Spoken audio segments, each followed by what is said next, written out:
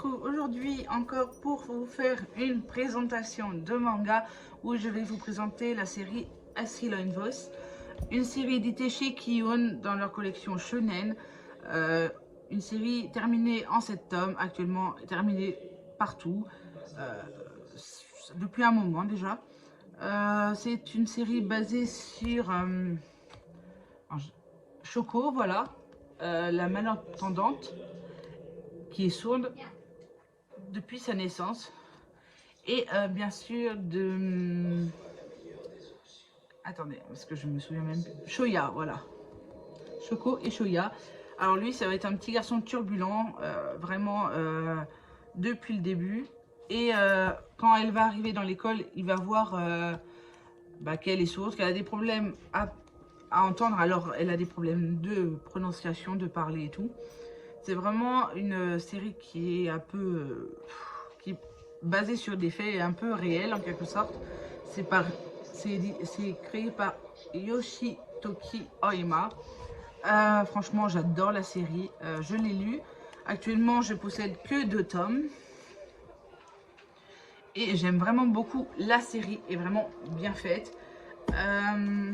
En tout cas, les dessins, les planches sont très jolis aussi. Après, on s'attache au fur et à mesure des personnages. En tout cas, la petite Oshako, j'adore. Elle continue malgré son handicap. Et franchement, c'est très courageux. Et voilà, je suis désolée pour cette coupure. Alors, on reprend avec le chara-design vraiment du tome 1. Par exemple, je vous montrerai quelques esquisses de chaque tome. Mais franchement, regardez, le dessin est vraiment magnifique. J'adore le dessin. Le chara-design est vraiment très très beau. Si je peux vous montrer un peu... Les décors aussi sont magnifiques. Ils sont bien dessinés, je trouve.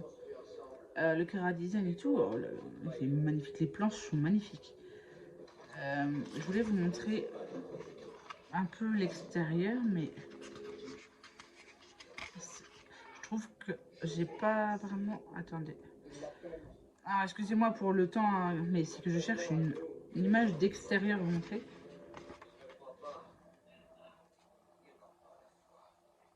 Ah ouais, en fait, il ne montre pas trop les... Voilà, en tout cas, je vais peut-être vous montrer des dessins du tome 2, ce serait pas mal aussi.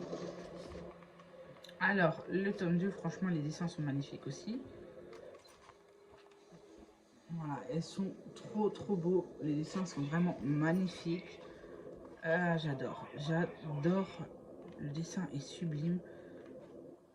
Il n'y a pas le choix que c'est vraiment magnifique. Je ne veux pas vous montrer non plus des images pour vous spoiler la série, mais franchement, c'est vraiment pas mal. Regardez comment c'est magnifique. Elle est avec sa robe, elle est trop belle.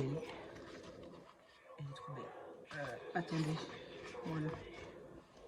Voilà, c'est magnifique. J'adore.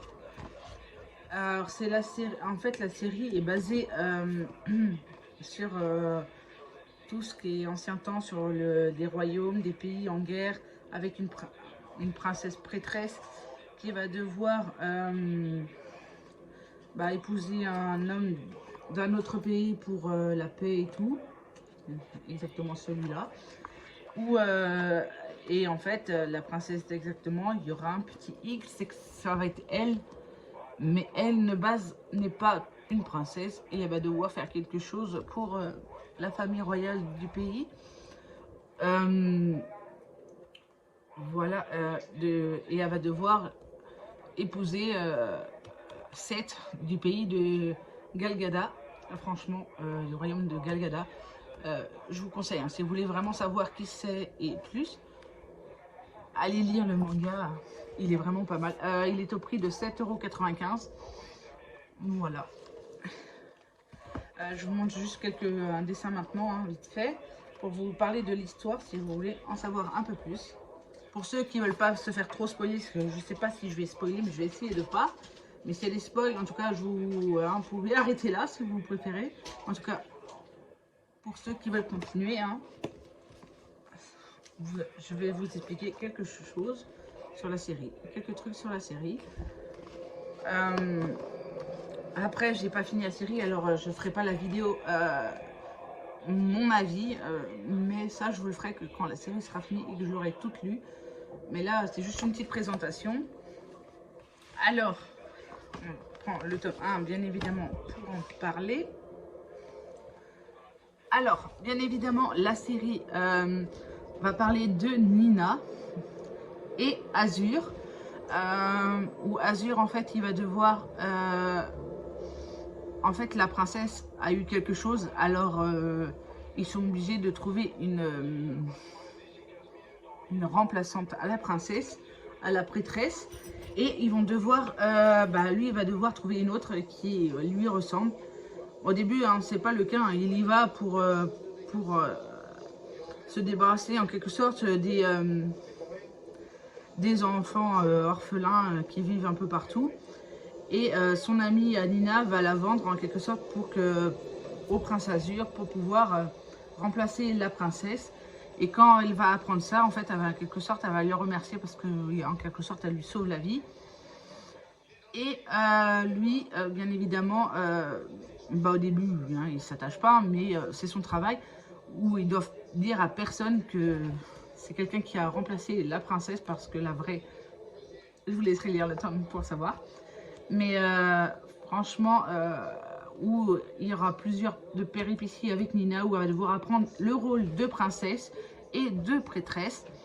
Et au fur et à mesure qu'elle apprend tout ça, elle va s'attacher au prince Azur, dont lui va avoir des sentiments pour elle, tous les deux. Et c'est à ce moment-là qu'ils vont se rapprocher, qu'elle va décider pour le protéger lui et sauver le royaume, d'aller à Gelgada pour pouvoir épouser le prince Seth, qui est ici sur la couverture.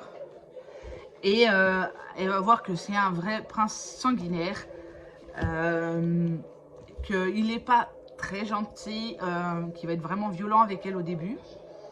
Et au fur et à mesure, en fait, elle va voir qu'elle tient quand même la force, même si elle a subi tout ça, elle va quand même tenir et elle va vouloir continuer à faire ce qu'elle avait prévu. C'est surtout pour protéger le pays le pays où Azur vit et tout son peuple.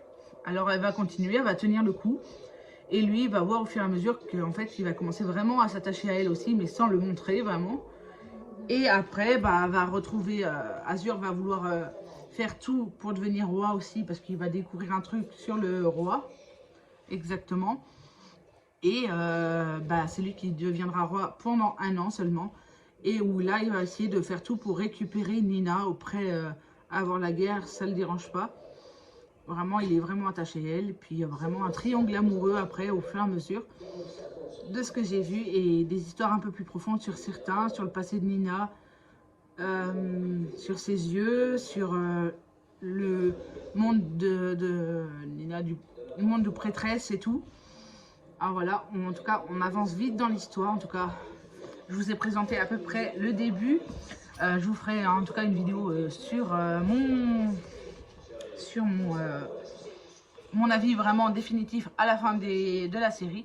En tout cas, j'ai adoré vous parler de cette série-là. J'aime vraiment énormément. Je vous remercie énormément de voir mes vidéos, de vous être abonné à moi. Je vous encourage à commenter, à liker. Et n'oubliez pas, si vous voulez vous abonner, ça fait toujours plaisir. Je vous remercie énormément. Je vous dis à la prochaine vidéo. Bye!